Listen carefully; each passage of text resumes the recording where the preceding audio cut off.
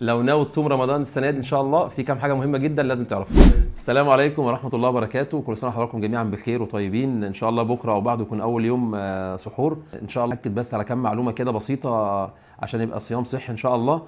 بنقول ان الصيام ده فرصه لاعاده ضبط المصنع في الجسم عندنا. كل بقى اللي عنده مقاومه انسولين، عنده دهون زياده، عنده مشاكل في الضغط، عنده مشاكل في السكر، كل الحاجات دي لو صمنا صيام صحي ان شاء الله نقدر ان احنا نخرج من رمضان باذن الله بصحه كويسه. رقم واحد وجبه السحور. وجبه السحور دي وجبه مهمه جدا، اللي هي اللي بتحدد المود بتاعك في اليوم اللي بعده.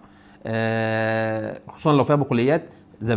الزبادي مهم جدا، بيقلل من الانتفاخ، بيحسسك ما بيحسسكش بالعطش اثناء فتره النهار. البقوليات دي كربوهيدرات معقده، امتصاصها وهضمها في الجسم بياخد فتره كبيره، فبتفضل حاسس بالشبع طول فتره النهار.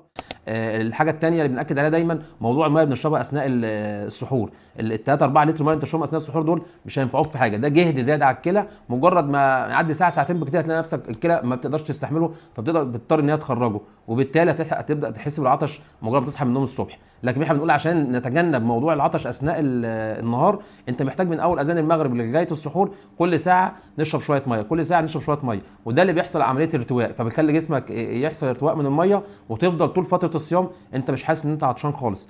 النقطة الثالثة والمهمة وهي ساعة الفطار. ساعة الفطار دي أهم ساعة في اليوم كله، أنت صايم 13 ساعة 14 ساعة والمغرب أذن، ما ينفعش إن أنا أعمل هجوم مرة واحدة على الجسم بتاع الجسم، كل الأعضاء كانت مريحة، ما ينفعش إن أنا في 10 دقايق أعمل هجوم على كل الأعضاء دي، لا الكبد لسه ركز معاك ولا المخ ركز معاك ولا الجهاز الهضمي كان مركز إن في أكل جاي، فمرة واحدة أنت عملت كارثة في حق جسمك. الصح إيه؟ الصح إن إحنا بنفطر على بلح، وبعد كده بناخد 10 دقايق سكريات بسيطة بتبدأ الجسم يمتصها ببطء، فيبدا الجسم يستعد ان في اكل جاي، تبدا تحس ان انت فايق، تبدا تصلي التراويح وانت فايق. انما الاكل كله في 10 دقائق ربع ساعه وتروح فطران مره واحده، تحس بتخمه، تحس بتقل، تحس ان انت مش قادر تقف على رجليك وتضيع منك صلاه التراويح بطل.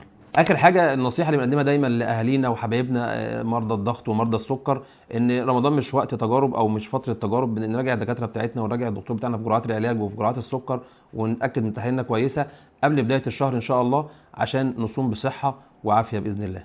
استنونا ان شاء الله كل يوم الساعه 10 مساء في معلومه بسيطه هتفيدك ومش هتضيع وقتك، وكل سنه وانتم طيبين ورمضان كريم عليكم وعلينا ان شاء الله.